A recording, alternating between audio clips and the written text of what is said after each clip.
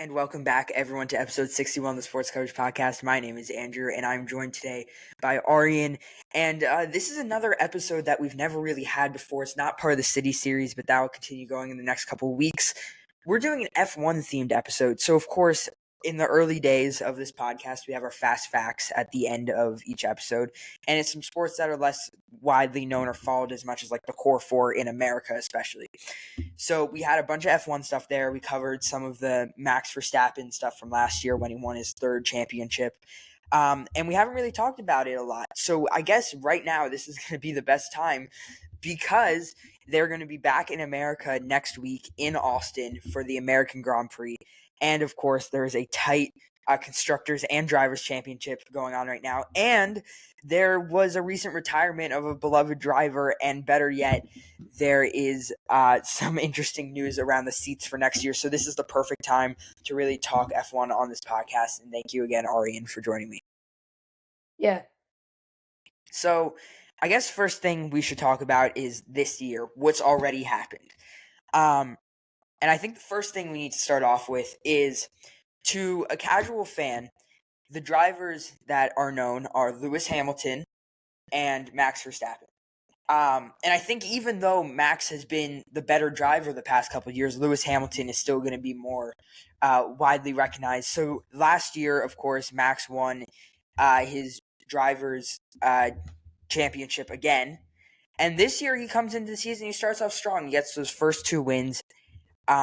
And then has to retire at Australia. And although he still didn't fall off the face of the planet for the rest of the season, but he hasn't necessarily been great. So what do you think, Aryan? Do you think Max's true reign as the best driver on the grid is over? Yeah, well, I mean, we've been so used to seeing Max Verstappen in such a highly competitive car. And I mean, the other teams, just been so far behind. And now that we're seeing with a more leveled playing field, that pretty much every driver has a great chance to win a race. So really coming into a race, you don't really know what to expect. Lando, obviously, in McLaren, he's had the pretty most competitive car amongst the rest of the drivers. So I wouldn't say that Max Verstappen his reign is over. Um, but you can definitely see that with all the competition really coming very close for Max Verstappen's standard of pretty much winning every race in the season, that is definitely not going to happen. And the championship is really close with all the other competitors. Yeah, and the biggest issue, you're right, is that the other teams have figured out how to catch up. And while instead of Red Bull really being able to do much about it, they've actually been falling behind because they lost their best engineer in Adrian Newey. Christian Horner has been in some hot water throughout most of this year. So that's not great for a team principal. Checo Perez, who was one of the best, I guess, like you call it, second drivers out of any team, of course, Max being their best driver. He was amazing last year. A lot of 1-2s. He was pretty much one of the only other guys on the grid to actually win a race the last couple of years. And he just hasn't been doing well. And now there's talks about him potentially announcing a retirement in 2 weeks, him getting kicked off Red Bull, and then Christian Horner kind of just not knowing what to do with any of the news. A lot of the guys on this Red Bull staff are not used to losing. It's been a couple years since it's been a competitive F1 championship. Of course, last one being Lewis and Max, which all ended in Abu Dhabi a couple years ago. So what do you think Red Bull really needs to do in order to kind of keep excelling past the other teams? Because now that they've caught up, they have nowhere to go but to get better than Red Bull. Yeah, well, I mean, they've definitely not been in a great position for the last few races, and I feel like Max, he's just been like, when you hear his radios, like some of his radios are like crazy. He's just saying, "Oh, this is not right. Hydraulics is not right. Understeer." There's so many issues going on, and I feel like that's all been set off from a chain of events after Adrian Newey left the team. Then, as you said, like Christian Horner, he's been dealing with some problems as well, and the whole team is like kind of spiraled downwards while the other teams have all lifted up to like the level they should be at. So, I mean, something I think they need to be doing is they need to find like some of the issues in the car and like recognize what those problems are and just try and spend break after break just trying to fix each issue at a time. I mean, obviously it's not that simple, and they also need to get a hold of the Sergio Perez situation. I definitely think that if he continues to be the second driver and he's not as competitive, I don't think he should stay. Like, I mean, he was getting compared to Logan Sargent with his qualifying, which is absolutely ridiculous for someone in a Red Bull. I think he just needs. We need to find a, a second driver who's more competitive, who can really like bring together the constructors championship and put a hold on the situation.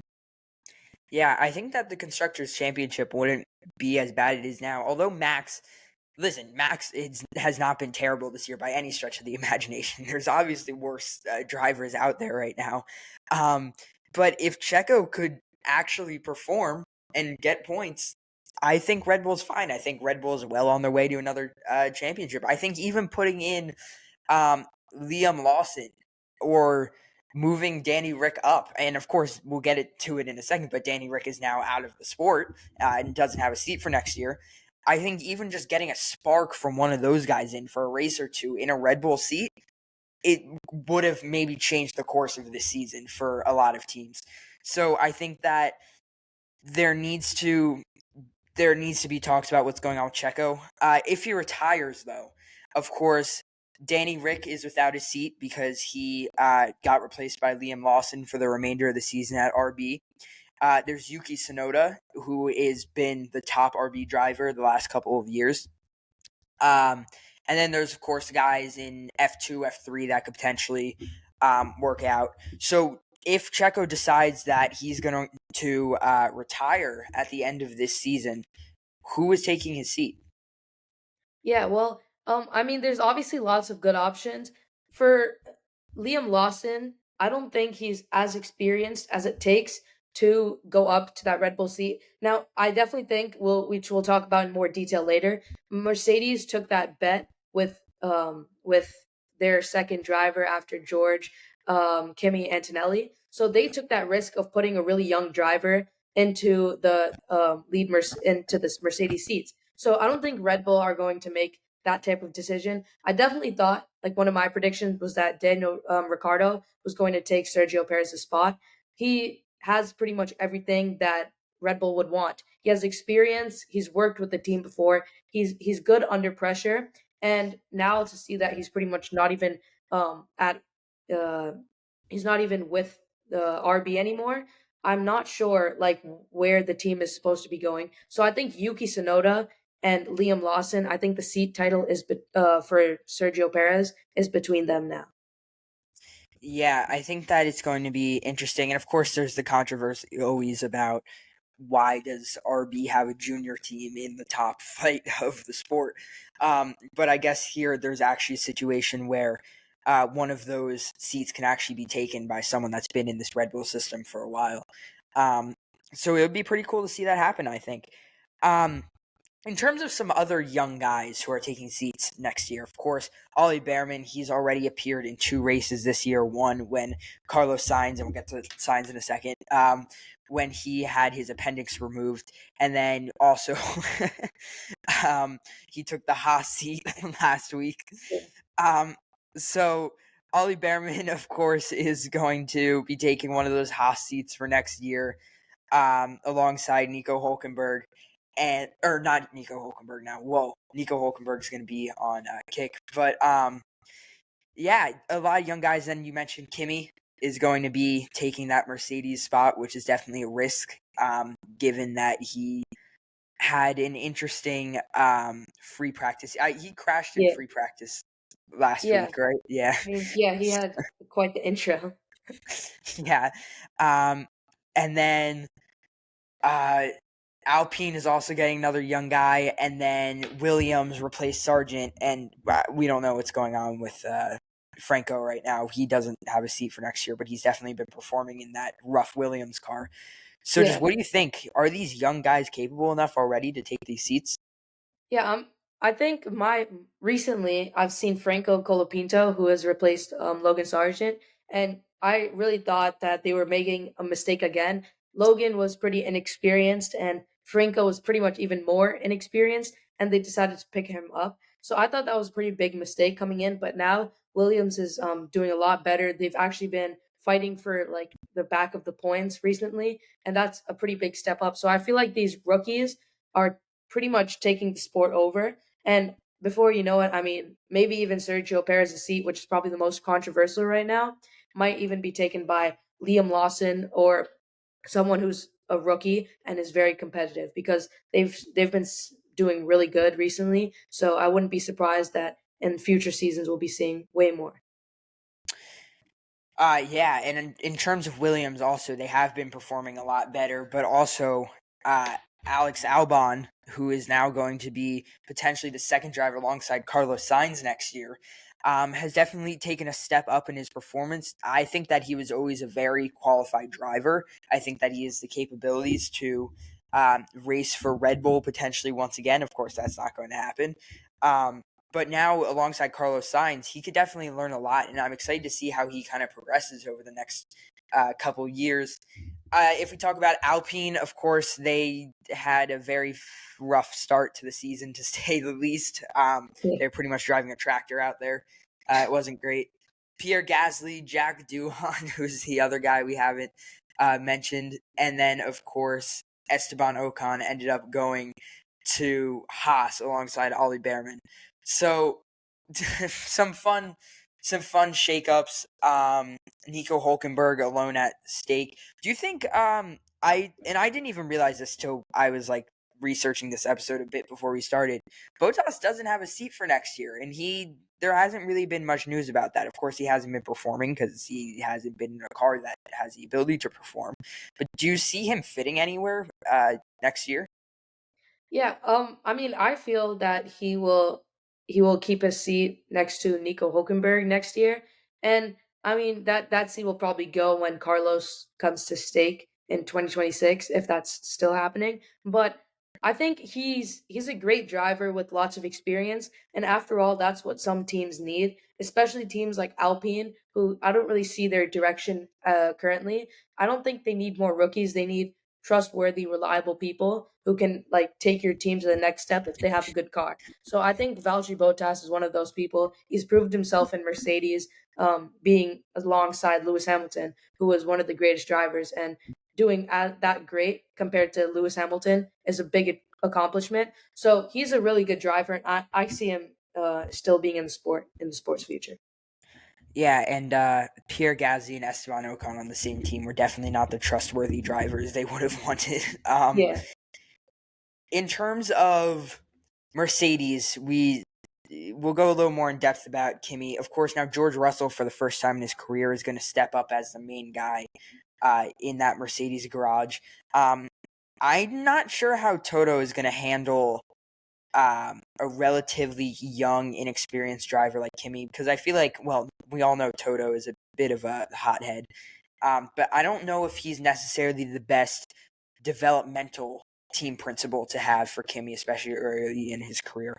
I think that if Kimi was given a spot on Williams first, maybe he could learn a lot from Alex Albon, especially in one of those low-ranking teams. But now just being thrown into taking George Russell's spot, and George Russell's taking Lewis's spot, there's kind of some pretty big shoes to fill for both of them. So I think that Toto needs to be cautious about how he runs this team next year and what his expectations really are. yeah. I agree with that. I've seen Toto, and when George came to Mercedes, I think he dealt well with George, especially he was new to Mercedes and was pretty much spent a lot of his formation years in Williams, but I think he dealt pretty well with how George Russell was pretty young and coming up to a team like Mercedes. And now, if you see George, he's pretty reliable and he can actually lead the Mercedes team. So, I mean, I think he has lots of experience and knowledge, I guess, to pass down to Kimi Antonelli, which he could really use, especially being a second driver in such an important team like Mercedes, because they've been fighting for championships. Um, Probably not as much this and the last couple of years, but especially in 2021. So I think Toto does have lots of information that he could probably help and assist Kimmy with. Yeah, of course he has a lot of history in the sport, and he can definitely he has a lot to teach.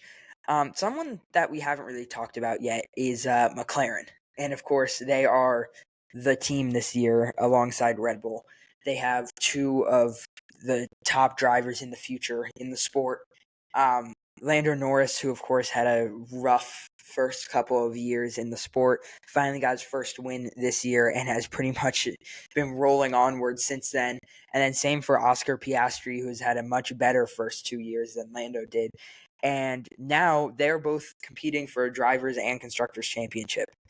And this is not the team that I thought was going to be that team this year. I thought coming off the first couple of races last year, Aston Martin definitely had the best chance, and then they kind of fell off the face of the planet. And now Yeah. they have Newey. So I guess next year's their year because it's a little late to get anything going now. Um, but for McLaren, do you think that they're going to have a Red Bull type reign if they end up winning the constructors this year? I don't think so. I think that it's going to be all Aston Martin next year. Um, Adrian Newey, he's obviously not one of, he is the greatest car designer in the sport and the history of the sport. So I think that any team who has him is going to be um, a championship contender or the championship contender. So even with the change of regulations coming up in 2026, I don't think anyone's going to stop Adrian Newey, even though like when he comes to Red Bull, it was not even a close competition with other teams, which are also really good, like Ferrari, Mercedes, even McLaren. They all have like long histories with the sport, and they were not even able to compete for the championship. So I think McLaren might have a good chance of winning the championship, constructors and drivers next year. But in 2026, when Adrian Newey and the new regulations and the sport pretty much gets shaked up, I think it's going to be Aston Martin taking the front. Yeah, the new regulations are coming as well for 2026, and Renault dropped out of the sport, which good for them. Yeah, They finally figured out the right thing to do. Um, they were never a competitive uh, manufacturer, engine manufacturer. I guess they had that team that also ruined Daniel Ricciardo's career. So, um, good for them that they're finally figuring out how to get out. But the 2026 regulations are going to shake up a lot because we're seeing, of course, a new team in Sauber, Audi, Kick, whatever you want to call it, with potentially Carlos Sainz at the helm. Um, and then, so of course, they've been planning on how they can make their car perfect for the 2026 regulations because they have nothing else to focus on right now. And then Red Bull is without the top car designer in the sport to help get their 2026 car going. Same for every other team that was kind of focused on getting him. But Aston Martin is at a huge advantage now. And Newey going to them a few years before one of the biggest regulation changes the sport has seen the last couple of years is pretty clutch, I guess, yeah. to say the least. Of course, Lance Stroll is still there. It has one of their seats, so they're never really going to get much out of it there. But I'm looking at Fernando Alonso, and I'm seeing a guy who is very old, but he pretty much has 2 to 3 more solid years. So I think with a good car, I'm seeing Fernando Alonso in the top 3 in constructors next year. Yeah, I definitely think that with a good experienced driver like Fernando and a good car, there's really nothing stopping him like with taking probably even drivers championship. I don't think Lance Stroll, if it comes down to who is a better driver between Lance Stroll and Fernando, I don't really think it's not even up for debate. So I think that if they get a good competitive car, you will definitely have to get used to seeing Fernando probably competing for race wins again. I thought he would soon be retiring, and now with like a major deal with Adrian Newey coming, I think that we'll be seeing a lot more of him coming in the coming years. Yeah, I think that uh, Stroll. Okay, so actually, here's an interesting question. If Stroll is just not performing at all, but let's put it in the position where there's 3 to 4 races left. Aston Martin is still within the constructors championship, and Red Bull or Mercedes or McLaren is a bit in front of them, and Fernando Alonso is consistently getting on the podium, and Lance Stroll has DNF'd 5 times of the last 10 races, and he's just been terrible. What does Lawrence Stroll do? I mean, I think that if it wasn't for Lance Stroll, then I don't think Lawrence Stroll would be there either. So I think probably they would not switch Lance out. I don't think that Lawrence is probably where all the money's coming from, and to switch out his son, I don't think he's gonna let that fly, especially with like a few races left. I think if they had the guts to switch out Lance Stroll, they would you would have seen that last year when Aston Martin for the first half of the season, like right before summer break, were competing for consistent podiums. You saw Fernando Alonso, he was getting on the podium. I also thought he had a couple chances to win some races. So I don't think they would ever take Lance off the starting roster. Yeah, and that's a rough position they're in. I would be mad if I was Aston Martin management in that type of position because, of course, Lawrence is not necessarily going to be kind to you if you're trying to get his son subbed out. But I also think that for Aston Martin, they're a fairly independent team compared to some of these other teams where they can pull guys from, where Mercedes can pull guys from Williams or their stronger F2 teams. Same for Red Bull. They have a lot of options. So I think that finding a replacement guy for Aston Martin, especially that deep in the season, would be interesting. I would love to see Franco racing alongside Fernando at some point next year because I just feel like that would kind of be a pretty good partnership going on there, Yeah, especially because Franco doesn't have the seat. And I think that if it was anyone other than Lawrence Stroll owning that team, Stroll, of course, would be out of the sport because he's not actually good enough to be an F1 driver, really. He would, of course, be out of the sport, and a lot of these other young guys might get a chance at getting a seat next year. yeah. Well, So, yeah. I kind of agree with that. I mean, I think if if the Aston Martin is doing really good in the coming years, I think they will gather enough sponsors where hopefully they don't have to rely on Lawrence Stroll's big money and paychecks. So once they have other sponsors, if they're able to remove Lawrence out of like giving them all their money and sponsors, then I think that would open up a gate for another second driver. I would hope that would be the case in a couple years. Last team Yeah. that we really haven't focused on, Ferrari. Um, they are famous for their bad strategy. They are famous for having a driver who was formerly cursed at home, and now they're famous for having a driver that is old but is the greatest to ever race in the sport. So for Ferrari, what necessarily is the goal for next year? Because we talked about how McLaren is probably once again going to be a good team if they can continue catching up. Red Bull will hopefully still be near the top somewhere. And then Aston Martin is probably going to have the best car next year. Where do you think Ferrari is going to sit in all of this and with all their ambitiousness and hope that they can potentially win a drivers or constructors next year? Yeah. Well, I mean, if I were Ferrari, the only one thing that I would be concerned about is consistency. I feel like this year they have a good car, and I mean their driver lineup is not bad. It's really good. Carlos is a good, he's a good driver, and so is Charles. But I would say that consistency is probably their key factor for next year. I'm not saying that their car needs to be consistent. It obviously has to be reliable, but I feel like one you could see Charles, he won in Monaco, and then I feel like after that, we didn't even see him again. It was all Lando and Max, and pretty much McLaren taking over the sport. So I think what we need to see more of is consistent podiums, top five finishes from Ferrari. And with Lewis Hamilton, he's so experienced that I think if he's given a good car, I mean, if you saw this season, he's gotten a couple race wins himself. So I think they just need to be consistent. So once the regulation changes, I think that they will have an equal playing field with all other teams, and that is where um, they should go off. Yeah, I think that for Ferrari, well, actually, okay. Last question about Ferrari before I give my thoughts. Was getting rid of Sainz a mistake? Um, I think if you're getting rid of science for Lewis Hamilton, it's not a mistake because Lewis Hamilton is, I would say, overall, he's a better driver and more reliable. And I think so. yeah, that I think was a good decision. If they got someone else, I don't think it would have been a great decision because Carlos has proved himself, and I think he's a really good driver. But I think Lewis Hamilton is just a little bit better. So I don't think it was that bad of a decision. So yeah, Yeah.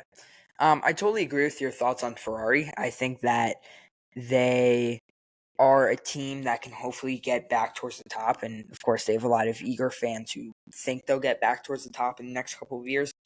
I wish Signs stuck around for the ride. I think that he was someone that was very valuable to this team. He brought a lot to it. And I think that Lewis, I just never could picture him wearing Ferrari yeah, red before same. a year ago. I just don't think he fits with that type of dynamic, and I have a feeling there's going to be a lot of yelling over the radio. I don't really know if he knows what he's gotten himself into. Um, any final comments though about this year, next year, maybe? Actually, real quick, just predictions for the end of this season. I know you might be a little biased there, but Yeah. Well, I mean, I think we pretty much have the whole driver lineup set up. I think you'll see Liam Lawson. I'm pretty sure he's already confirmed for the RB seat, and I think Sergio Perez is going to keep his seat for the foreseeable future.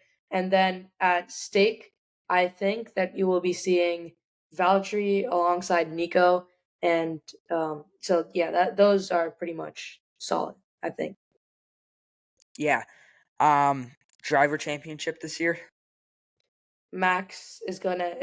I think Max is gonna take it this year. I feel like if Lando was I feel like he's not closing the gap enough as he should be.